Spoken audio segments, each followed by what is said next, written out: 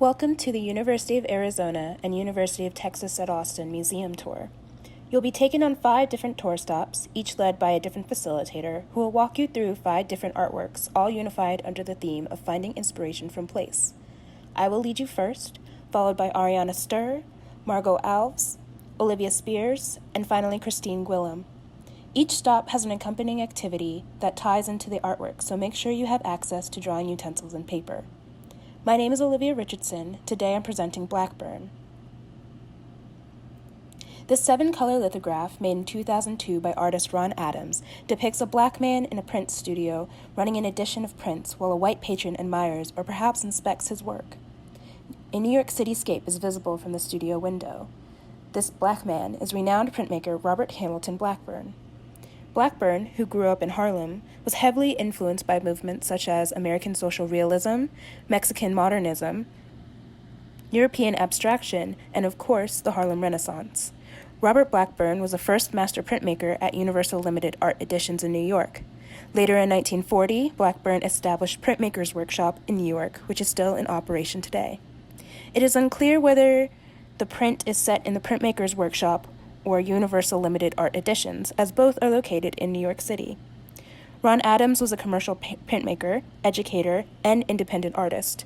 Born in Detroit, Michigan in 1934, Adams was no stranger to the Mexican muralist movement that's evident in this print. Adams' attendance at the University of Mexico reinforced the style in his practice. He worked for Gemini Gel Press, a prestigious print studio in Los Angeles, where he moved from assistant printmaker to master printmaker. Adams departed Gemini in 1973 and started his own press, Hand Graphics Limited. For several decades, Blackburn and Adams were the only 2 black master printmakers or lithographers in the United States. Blackburn and Adams created space for other black printmakers simply by being present in these ultra-white environments. When existing in these spaces was no longer enough, both carved out space for themselves and others like them to start their own presses. This print is Adams paying homage to his fellow printmaker, a known name in the print community who was affectionately referred to as a printmaker's printmaker. This recognition is colloquially known as giving flowers. To give someone their flowers means to honor them and their legacy, usually given to those who were or still are extraordinary but have gone more or less unrecognized. As a black printmaker, this piece was one of the first times I've seen historical record of black printmakers. I was overwhelmed with feelings of pride and joy. What does this print evoke for you? Does it make you think of another artwork where you felt seen? Perhaps it makes you think of someone you greatly admire. For your activity, you will be making a bouquet of sorts to give to someone you'd like to honor. Your bouquet could be constructed with words, color, imagery, movement, etc. Get creative and use whatever materials are at your disposal. When completed, I encourage you to give your honoree their flowers if at all possible, as it is always better to give thanks and recognition while the person is still among the living.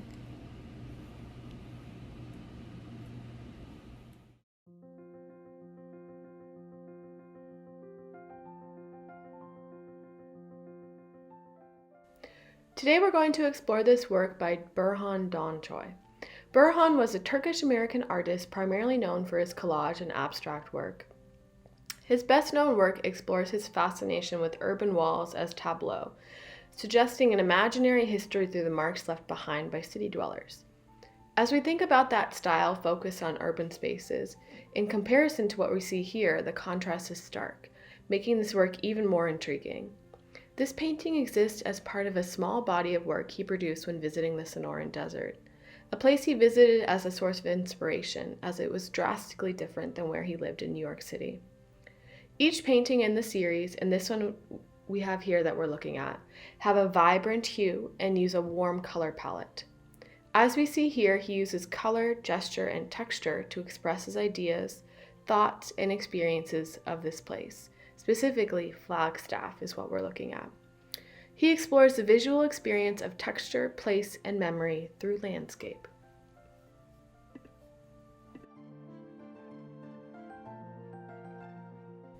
Next, we'll begin an activity based off of this landscape painting. I invite you to pause the video as you see fit to give yourself room to create, reflect, and observe.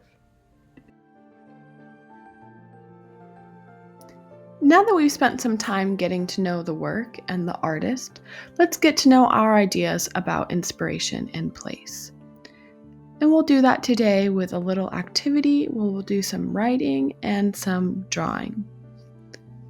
Let's begin. So for this activity, you'll need a few materials. You'll need a pencil, some colored pencils, and paper. Take a moment to gather those things.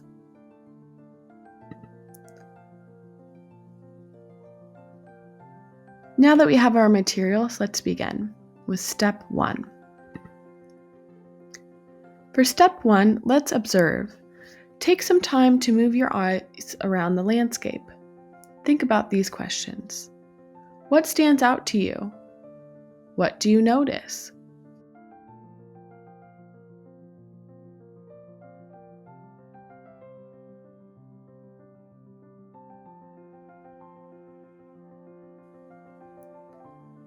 Step 2. Reflect. What about this place might he have found inspirational? Think of a place that you find inspirational. What makes that place inspirational for you?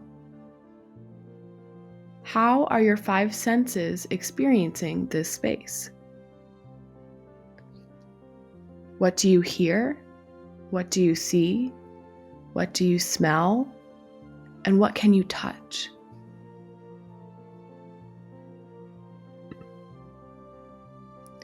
Step 3.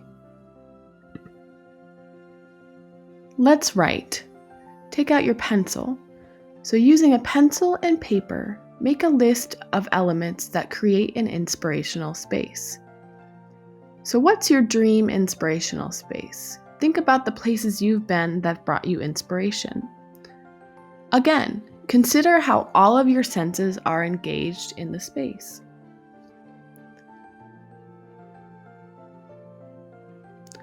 Once you've completed your list, you may move on to the next step.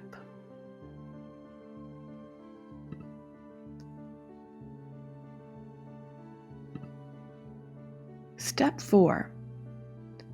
Flip your paper over. On the back side of the paper, use the colored pencils to sketch what the space might look like for you. So using the list you just made, go ahead and draw an inspirational space. Maybe it's something that you haven't seen before. Maybe it's a specific place you have been before. Whatever comes to mind.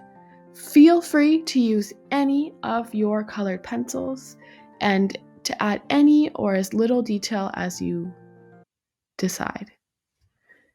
Enjoy making, creating, thinking about, and being in that space.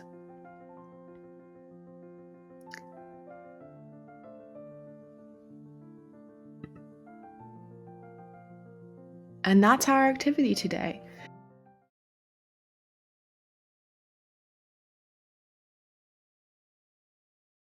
Hi, my name is Margot Alves. I'm a graduate student at University of Arizona, getting my master's in Arts and Visual Culture Education. And thank you for stopping at my tour stop today. We're going to be looking at Robert McCall, who is famous in Tucson, Arizona, in Arizona in general, and all around the world. He was a famous NASA artist, and I'm sure that a couple of you are familiar with his work. Here is the man, the myth, the legend, Robert McCall, well known for what he did with 2001 Space Odyssey. He did the artwork for that, as well as I think he did some stuff for Steven Spielberg too. But anyway, his stuff is everywhere. He's done large-scale murals, but one of the things that I'm really inspired by what he's done is what he calls floating worlds, and you can see that on his website.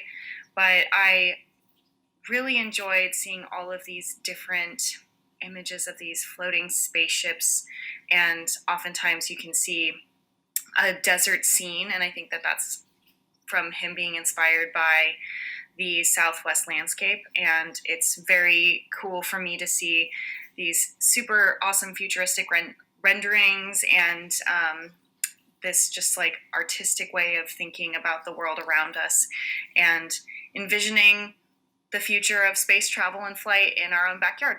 And the one that we are going to be looking at in particular is the Argosy number 2. And for my activity that I would like to have everyone practice is that when I'm looking at art, oftentimes if I'm in a quiet space, if I'm in a museum, or if I'm just taking a second to look at it, it can be a little meditative. So I tend to just quiet myself, quiet my mind, and I would like to do that with this piece. Not this one, I'll show you the one in just a second. But I would like you to take a deep breath in and out and kind of let your eye follow the movement of the painting, sort of what details emerge. And then if you start to think about it, like what sounds are you hearing? And that's typically what happens when I'm viewing a piece of work, is I almost give it a soundtrack. And so it could be anything from a very, I don't know, like super Steven Spielberg, very orchestrative, orchestral, epic, like that. Or maybe you don't hear much. Maybe you just hear a song that you heard on the radio. But something that I hear when viewing this kind of work is I hear this group called Black Moth Super Rainbow, and their song goes something like this. And I'll end with the image, and you guys can pause on it. But just start to listen to what sounds are coming through with your head. I think it's a very harmonious way to look at art.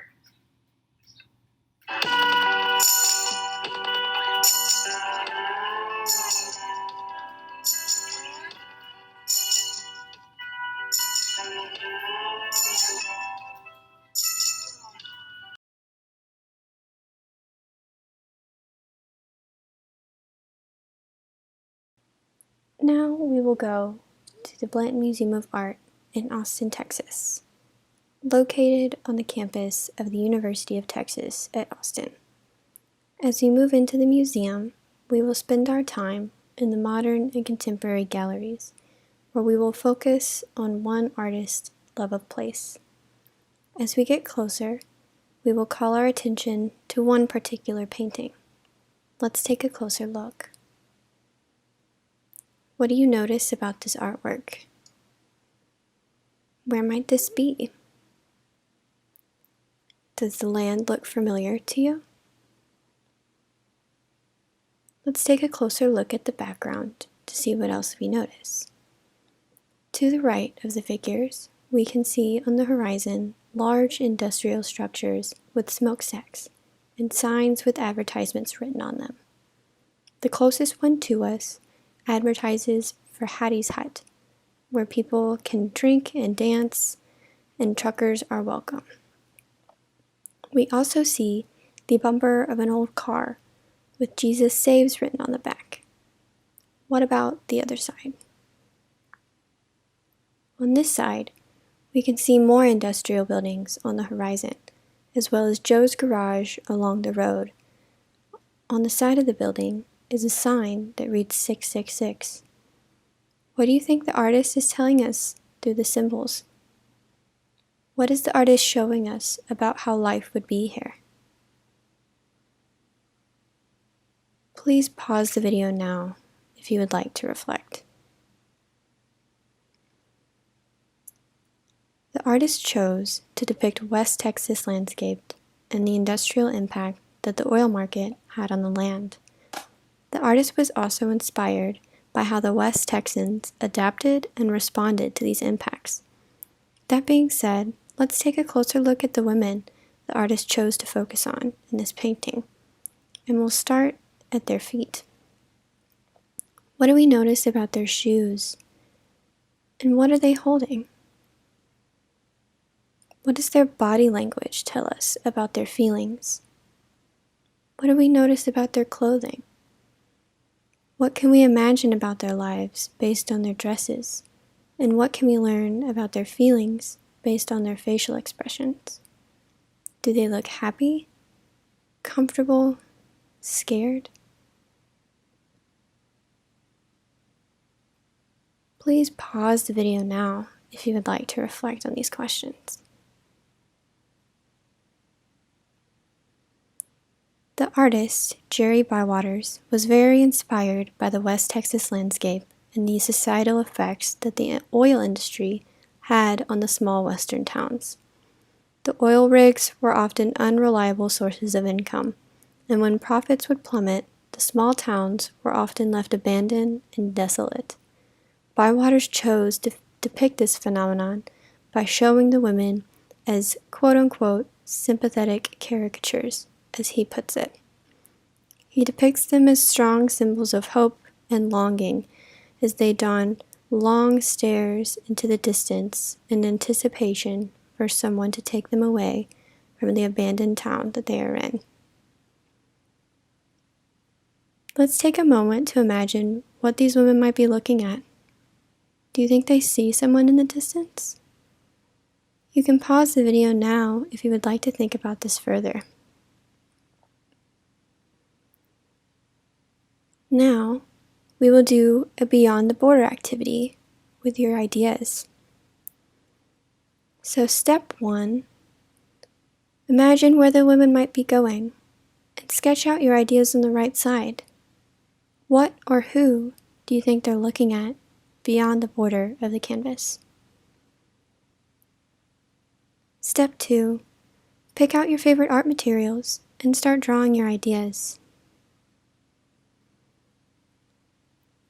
For inspiration, think about how you work through hard times. Who, what, or where do you look to when things get difficult? Think about the way Bywaters was inspired by the social place around him. What does that look like in your world? Feel free to think as long as you need about these answers, and then start creating.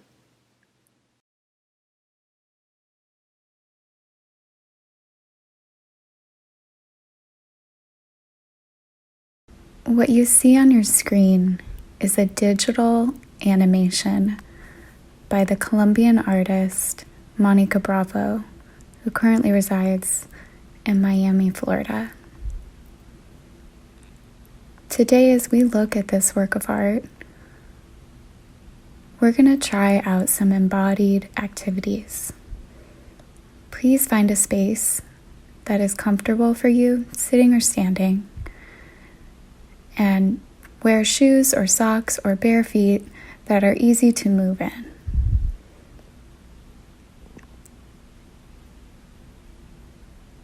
Okay. Now that you're in a comfortable space, let's look at this work together. As some animations move across the screen, notice which pieces you're drawn to.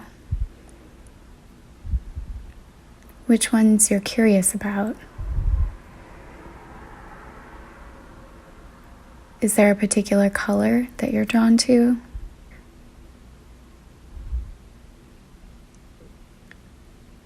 Now focus in on one object or symbol.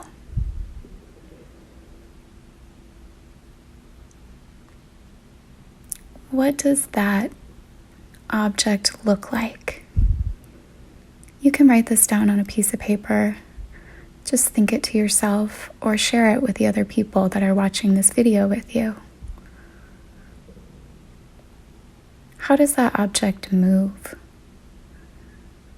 Does it move quickly, slowly, forwards, backwards, in diagonals?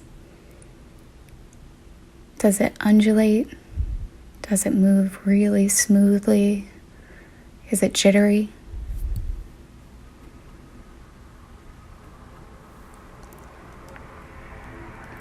If you could smell this work, this symbol that you're looking at,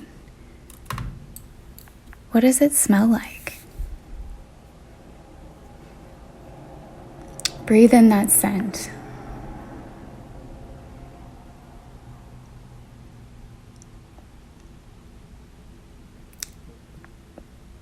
What does it feel like? Is it slippery? Is it soft? Does it have hard edges? Can you hold it? Is it big or small? How does it feel on your hands when you touch it? Can you touch it?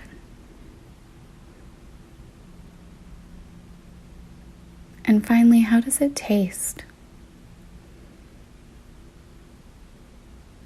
Is it salty, sweet, rich, sour, bitter, pleasant, surprising, spicy? Does it have an umami flavor?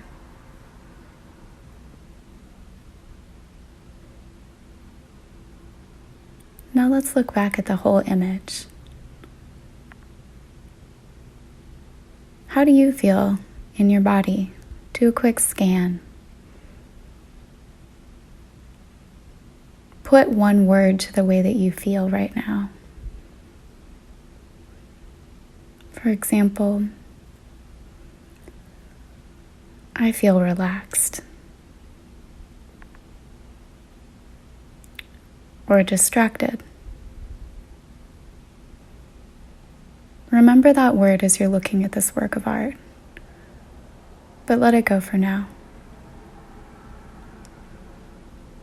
Now focus on a different object in the work that you see. Maybe one that's a little bit different or a lot different than the one you chose before.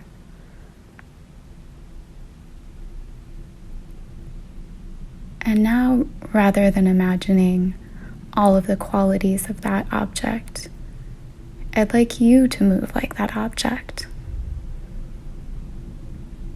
How does the movement of the object on your screen translate into your body? Try it out now. And remember that you can move in any way you'd like. Up, down, sideways, forwards, backwards, slowly, quickly. You may jump, or bend, or stretch. But please be conscious of the things around you. And if you're watching this video with someone else, of the other people around you.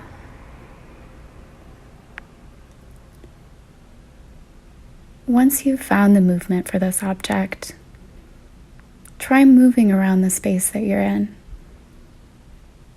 Maybe it's your home. Move the way this object does. How does it change the way you interact with your space? Try this out for a few seconds. Move through the entire room that you're in, as if you were this object from Monica Bravo's work.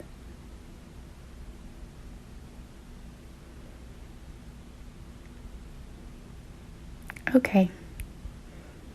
Thank you for trying out this embodied looking experience. Let's go back to our bodies. Do another scan. Now, how does your body feel? Did it change at all?